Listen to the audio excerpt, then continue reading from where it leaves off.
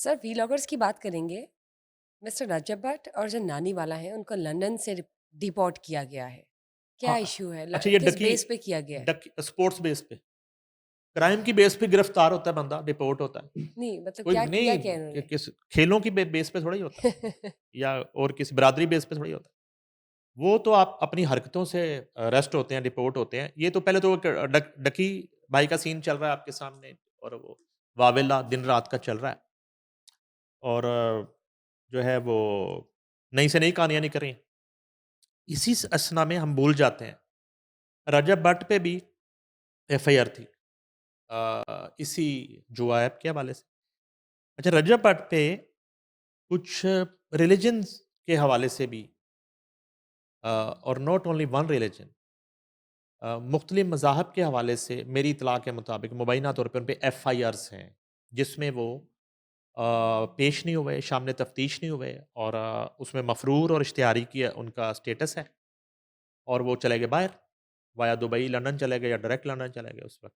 उसका उनका नाम उस वक्त ईसीएल में नहीं था, जो कि बाद में डाल दिया गया मेरी इतला के मुताबिक एग्जिट कंट्रोल लिस्ट में, एनसीसीआईए की तरफ से गालबन। अच्छा, उसमें ये था कि इस जुआ ऐप वाला मामले में भी उनका नाम था, और डकी भाई वाली इन्वेस्टिगेशन में भी उनका नाम आया, और उन पे एफआईआर भी दर्ज हुई, जो हमने अपने नाज़रीन को दिखाई भी माज़ी में। तो उन्होंने कोशिश की बाहर जाके कोई असाइलम लेने की, चीज़ें लेने की, वो नहीं हो सका मामला, क्योंकि अब वो आँखों में धूल हर जगह नहीं झोंक सकते। तो गिरफ्तार दोनों हुए थे, रजब भट्ट और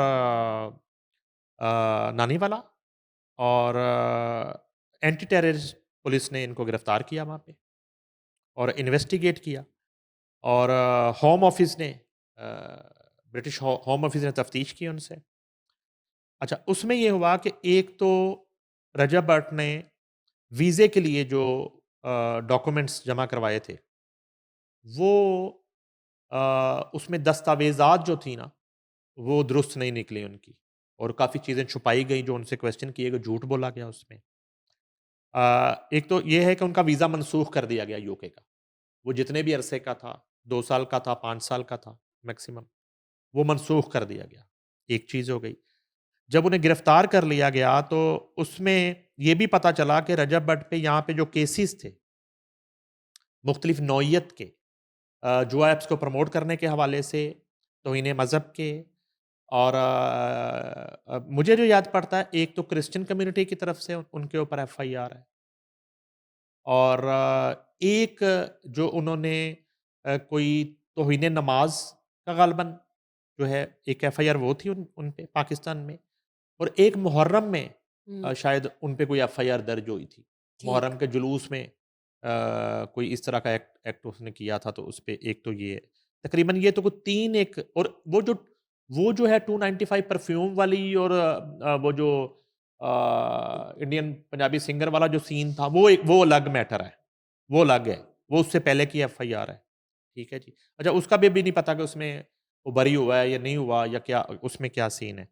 अच्छा, उसमें ये अब कहानी ये सामने आई है कि जब दोनों को गिरफ्तार कर लिया गया, तो जो नानी वाला है, उसके पास इत्तला मिली है कि उसका पासपोर्ट जो है वो रेड है, शायद ब्रिटिश पासपोर्ट है, और उसकी नेशनैलिटी है। उस पे कानून और तरह लागू होता है। ग्रीन पासपोर्ट पे अभी के पाकिस्तानी कानून और तरह लागू होता है।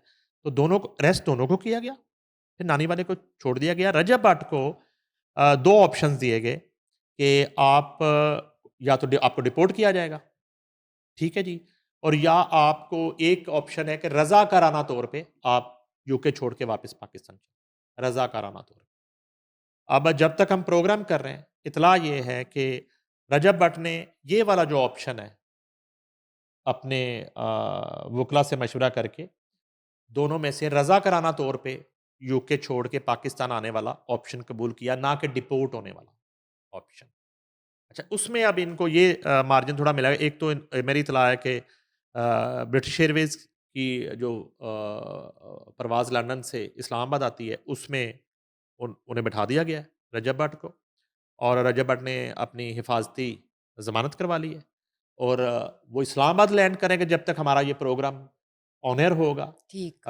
वो कर चुका होगा इस्लामाबाद लैंड, और उसके बाद वो अगले दिन अदालत में पेश किया जाएगा रजब भट्ट को, जब वो पेश होगा। मज़ीद जो है वो तफ्तीश और जो प्रोसीजर्स अपनी का बेल के लिए, ठीक है प्रोसीडिंग्स जी। जो है। ये तो एक हिफाज़ती ज़मानत है, जी, प्रोटेक्टिव बेल है, मगर एक इंटरिम करवाने के लिए ठीक है। वो 6 दिन की, 7 दिन की, ज़ाहिर है 10 दिन की, पेश जितने भी होंगे। मिलेगी तो वो हो जाएगा। अच्छा, ये तो रजब भट्ट वाला मामला है। रजब भट्ट अलबत्ता गिरफ्तार होने के बाद वहाँ से उसको जहाज़ में बिठा दिया गया नाउ ही है, is go back to back. Pakistan. और उसमें मैंने बता दिया कि किस-किस मामले में उन्होंने गलत बयानी की। एक तो ये ठीक, केसेस का नहीं बताया कि मेरे ऊपर ये केसेस हैं, वहाँ असाइलम की कोशिश की, और दूसरा वीज़े के हवाले से भी गलत बयानी करके वीज़ा हासिल कर लिया। यानी कि रजब भट्ट ने वो ब्रिटिश एम्बेसी को भी चक्कर दे दिया। अब वो वीज़ा इस वजह से कैंसल हो गया उस गलत बयानी की, जो कि साबित हो चुकी है।